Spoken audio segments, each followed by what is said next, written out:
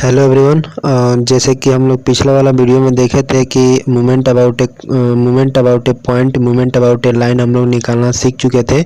इस पे हम लोग कुछ न्यूमेरिकल भी किए थे जो कि हम लोग को आने वाले एग्जाम के लिए बहुत ही बेनिफिट होंगे। ठीक है, तो उस टॉपिक पे हम लोग बात कर चुके थे और आज अपना जो नेक्स्ट टॉपिक है वो है हमारे पास कपल। इसके बारे में हम लोग आज स्टडी करेंगे। तो चलिए वीडियो को करते हैं स्टार्ट।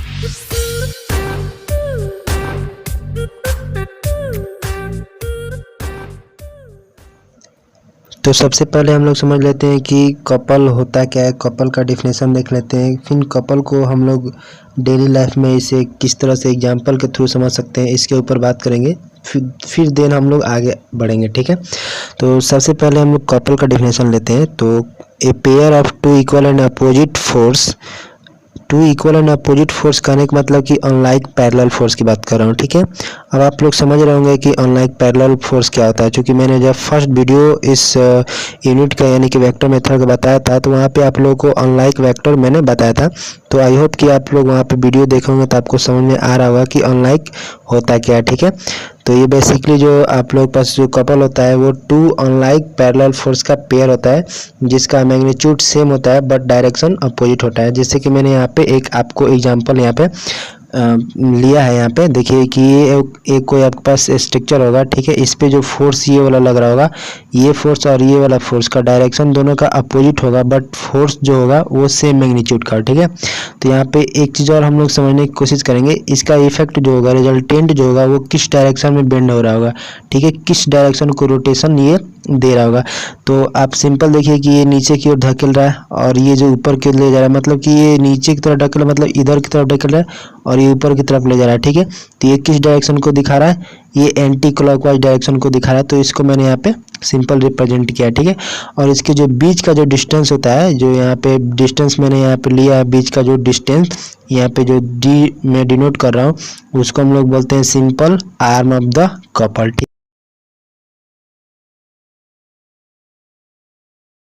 अब हम लोग देख लेते हैं कपल का कुछ एग्जांपल जो कि डेली लाइफ में यूज करते हैं हम लोग कपल के रूप में।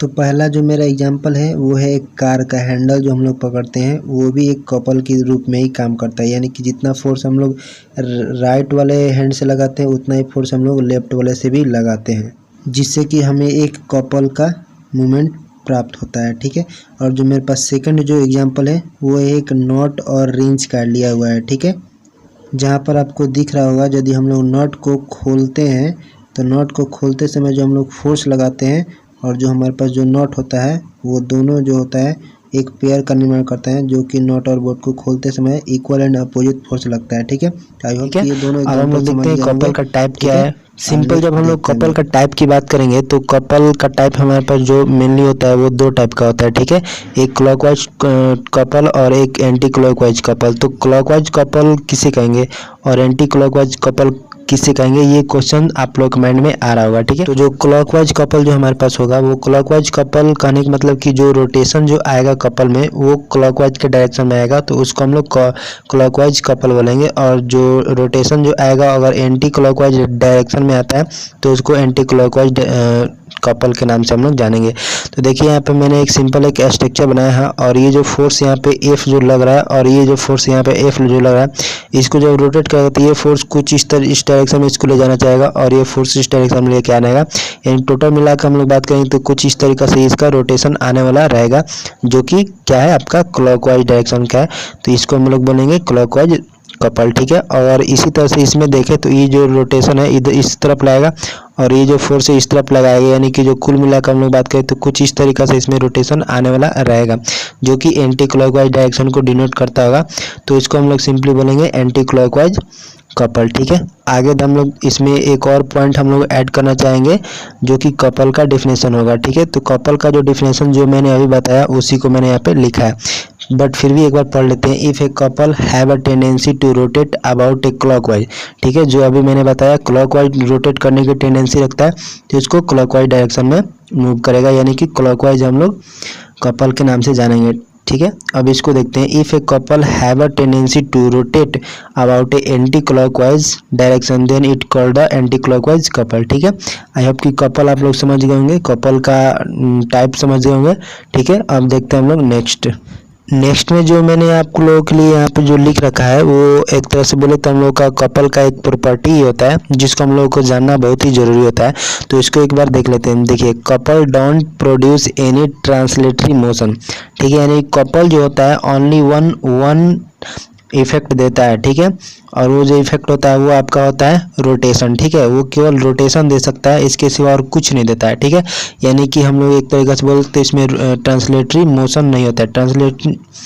ट्रांसलेटरी मोशन कहने का मतलब क्या है कि अगर कोई एक यहाँ पे बॉडी है तो इसको ये एक तरह से मूवमेंट नहीं दे सकता है। ठीक है, और सेकंड वाला देखते हैं कि algebraic sum of the all active force is a zero. ठीक है, यानी कि जितने भी हमारे पास कपल लग रहे हैं उसका सारे का अलजेब्रिक सम करे तो वो जीरो मैग्नीट्यूड का देंगे। यानी कि उसका कोई इफेक्ट उस पर नहीं रहेगा। ठीक है, नेक्स्ट देखते हैं हम लोग। नेक्स्ट जो हमारे पास प्रॉपर्टी है वो प्रॉपर्टी एक couple has the same movement about every point in A space. यानी कि एक स्पेस में हम लोग कपल जो होता है उसको कहीं भी रख दें तो उसका जो मूवमेंट आएगा किसी भी पॉइंट के अबाउट वो सेम रहेगा। ठीक है, इसको एक क्वेश्चन के थ्रू समझते हैं, क्वेश्चन नहीं एक एग्जाम्पल के तौर पे समझते हैं। ठीक है, ये कोई क्वेश्चन नहीं है, यहाँ पे मैंने एग्जाम्पल ही लिया है।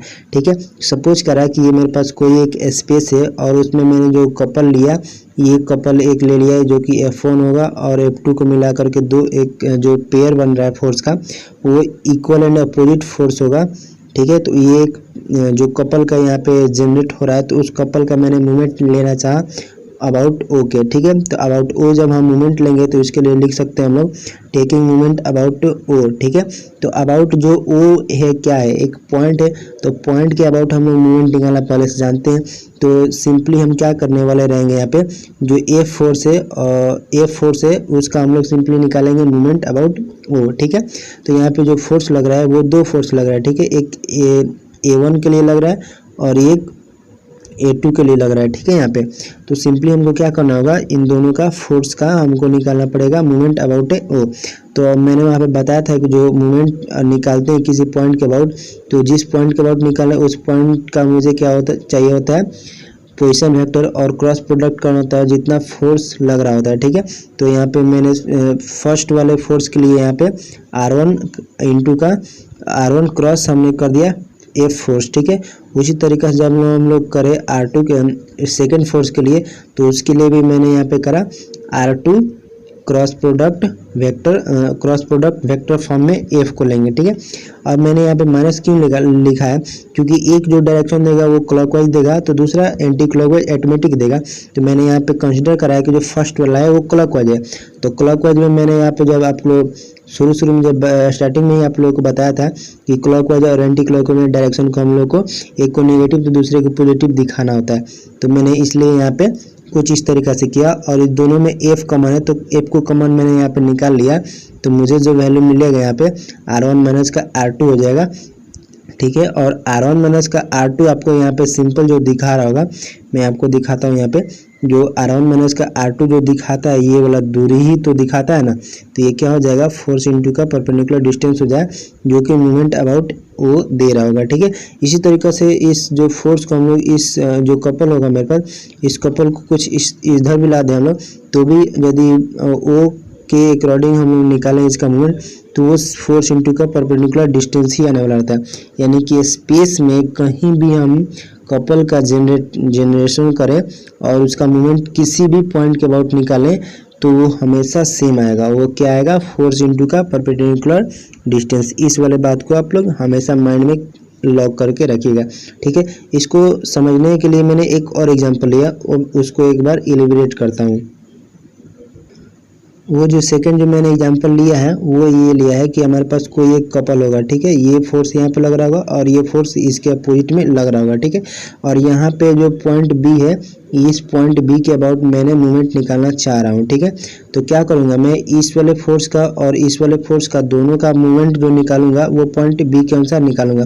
तो सपोज कर लिया कि इस वाले F फोर्स से जो डिस्टेंस ये पॉइंट बी जो है उसके बीच का जो डिस्टेंस है वो d1 है, ठीक है। इसी तरीके से मैंने मान लिया जो ये वाला फोर्स है, इस वाले फोर्स से बी का डिस्टेंस जो है वो d2 है और इन दोनों का बीच का जो डिस्टेंस है वो d है। तो मैंने यहाँ पे बी के अबाउट मूवमेंट निकालना चाहा, तो ये फोर्स इधर की तरफ काम कर रहा होगा, तो ये किधर जाएगा, ये एंटी क्लॉकवाइज डायरेक्शन में जाएगा। तो एंटी क्लॉकवाइज को यहाँ पे मैं पॉजिटिव मान कर चल रहा हूँ, तो मैंने एफ इंटू का d1 लिखा है, ठीक है। उसी तरीके से जब मैं यहाँ पे देखूँ कि इस वाले फोर्स के लिए मैं यहाँ पे उसी तरीक़ा से जो आपका यहाँ पे जो ये वाला फोर्स जो दे रहा होगा वो वाला फोर्स क्लॉकवाइज डायरेक्शन में दे रहा होगा, तो क्लॉकवाइज को मैंने यहाँ पे निगेटिव लिया है। तो अभी इन दोनों में मुझे एफ जो दिख रहा है वो कॉमन दिख रहा है, तो मैं यहाँ पे कॉमन एफ को निकाल लूँगा। तो देखिए d1 माइनस का d2 जो है, यानी देखिए यहाँ पे जो यहाँ से यहाँ तक का जो डिस्टेंस था ये d1 दिया हुआ था, ठीक है, और ये जो दिया हुआ था d2 दिया हुआ था। तो इसका और इसका जब हम माइनस करेंगे तो ये दूरी तो मुझे यहीं से यहीं वाला मिलेगा ना, जो कि क्या होगा d होगा। तो यहाँ पे भी हमको मिल गया फोर्स इंटू का डिस्टेंस, ठीक है। यानी कि हम लोग मूवमेंट किसी भी पॉइंट के अबाउट निकाले कपल का मूवमेंट वो हमेशा सेम आता है, और वो कितना होता है, वो होता है आपका सिंपली फोर्स इंटू का परपेंडिकुलर डिस्टेंस, ठीक है। ये हमेशा ध्यान रखिएगा, परपेंडिकुलर डिस्टेंस ही होता है, ठीक है। अब हम लोग नेक्स्ट देखते हैं। अब जो मैं आप लोगों को बताऊंगा वो ये बताऊंगा कि जो कपल होता है हमारे पास, उस कपल का हम लोग रिप्रेजेंटेशन कैसे करेंगे, और कपल जो हम लोग पास जो होता है उस कपल का यदि हम लोग मूवमेंट निकाले तो वो जो मूवमेंट आएगा उस मूवमेंट का डायरेक्शन किधर होगा, यानी कि वो किस डायरेक्शन में जो मूवमेंट हमें मिलेगा वो किस डायरेक्शन में एक्ट हो रहा होगा, यानी कि लग रहा होगा, ठीक है। तो जो टॉपिक मैंने यहाँ पे लिखा है वो इसीलिए लिखा है कि representation of a couple of A vector, यानी कि वेक्टर फॉर्म में कपल को किस तरह से रिप्रेजेंट करेंगे। तो सपोज करा कि ये जो मैंने ऑब्जेक्ट यहाँ पे बनाया है आप लोगों के लिए, ये कोई ऑब्जेक्ट नहीं है बल्कि 3D में एक कोऑर्डिनेट को शो करने का मेरा एक रिप्रेजेंटेशन का एक तरीका है, ठीक है। अगर सपोज करा कि यहाँ पे कोई एक कपल फोर्स लग रहा होगा, ठीक है, ये वाला फोर्स और ये वाला फोर्स, ठीक है। तो यहाँ पे जो मूवमेंट हम लोग इन दोनों का मूवमेंट हम लोग निकालेंगे, तो उस मूवमेंट का जो रिजल्टेंट हमको जो मूवमेंट मिलेगा उसका डायरेक्शन हम लोग किधर दिखाएंगे, तो इसके परपेंडिकुलर यानी कि नॉर्मल डायरेक्शन में हम लोग इसका मूवमेंट का डायरेक्शन लेंगे, ठीक है। अगर सपोज करा कि इस वाले फेज में यदि हम लोग पास मूवमेंट कपल लग रहा होगा, तो इसका जो हम लोग पास रिजल्टेंट मूवमेंट जो निकल कर आएगा इसके परपेंडिकुलर होगा, जो कि कुछ इस डायरेक्शन में होगा, ठीक है।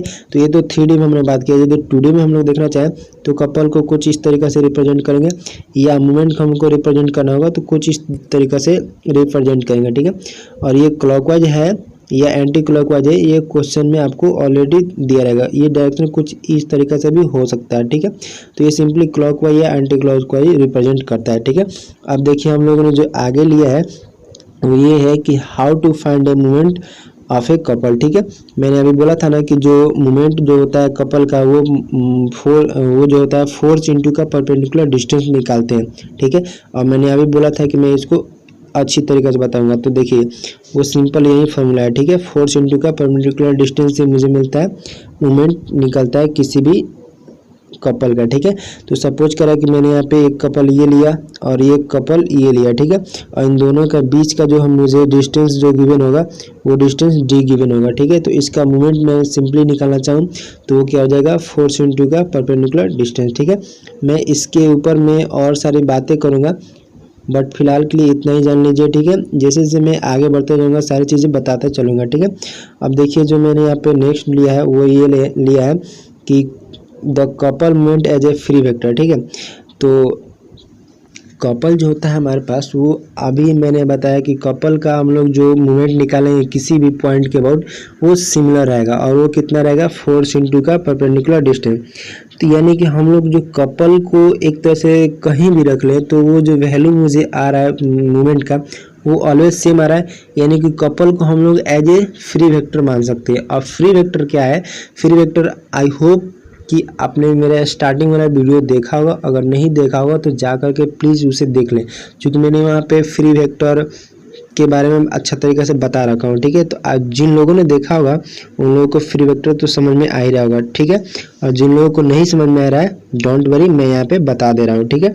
तो फ्री वेक्टर वो वेक्टर होते हैं जो कि स्पेस के किसी भी कार्टेशियन में हो सकते हैं, ठीक है, उसको इजीली हम लोग मूव कर सकते हैं। बट कंडीशन क्या है कि उसका जो मैग्नीट्यूड है और उसका जो डायरेक्शन है वो ऑलवेज सेम होना चाहिए, ठीक है। यानी कि जो यहाँ पे सपोज करा मैंने यहाँ पे एक कपल लिया, ठीक है, और उस कपल का डायरेक्शन मैंने इस डायरेक्शन में दिखाया, ठीक है, और इसके अपोजिट में ये ऑटोमेटिक होगा, ठीक है। इसको यदि मैं कहीं भी मूव करके कार्टेशियन फॉर्म में रखूँ तो वो सिमिलर रहेगा, यानी कि उसका मूवमेंट जो आएगा वो सिमिलर आएगा। और वो मूवमेंट कितना आएगा, यहाँ भी जो मैंने बताया है वो क्या होगा, फोर्स इनटू का परपेंडिकुलर डिस्टेंस होगा। तो मैंने यहाँ पे इसी को जो है कार्टेशियन फॉर्म में दिखाने की कोशिश करा है, ठीक है। और यहाँ पे मैंने ये चीज़ भी रिप्रेजेंट किया है कि ये जो यहाँ पे कार्टेशियन जो मैंने यहाँ पे एक्स्ट्रा बनाया है ये इस चीज़ को शो कर रहा है कि अगर इसी कार्टेशियन को हम लोग यहाँ भी शिफ्ट करते और ये जो आपके पास जो यहाँ था कपल जो था ये अगर वहीं पर रहता तो ये इस पॉइंट से भी यदि हम लोग निकालते हैं, क्या निकालते हैं, मूवमेंट जो निकालते हैं तो वो उतना ही आता, वो कितना था, फोर्स इनटू का परपेंडिकुलर डिस्टेंस ही आता, ठीक है। तो आज का वीडियो मैं यहीं पे ख़त्म करता हूँ और जो नेक्स्ट वीडियो आएगा उसमें मैं इसके आगे बताऊँगा, ठीक है। तो आई होप कि आपको ये वीडियो पसंद आया होगा, अगर आया होगा तो like share and subscribe and comment also, ठीक है। तो मिलते हैं नेक्स्ट वीडियो में।